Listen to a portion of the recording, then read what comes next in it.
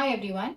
Let's talk about the mostly asked question, which is what is the difference between encapsulation and data abstraction? Is it really the same or is there any difference? So the answer is there's a slight difference between the two.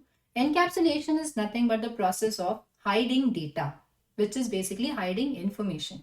Whereas abstraction is hiding the implementation details of the code, right? So encapsulation is basically data hiding, abstraction is implementation hiding.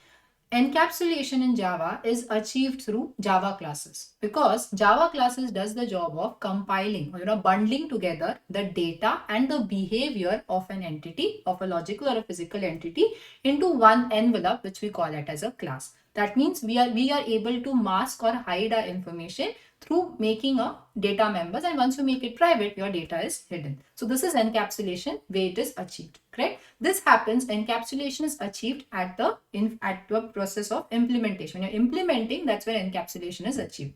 Now, on the other hand, abstraction in Java can be achieved using abstract classes and interfaces, right? Abstraction can be is done at the process of designing. When you are designing your code, when you're designing your software, that's when abstraction takes place, because abstraction is all about hiding the implementation details from your end user. Hope this helps.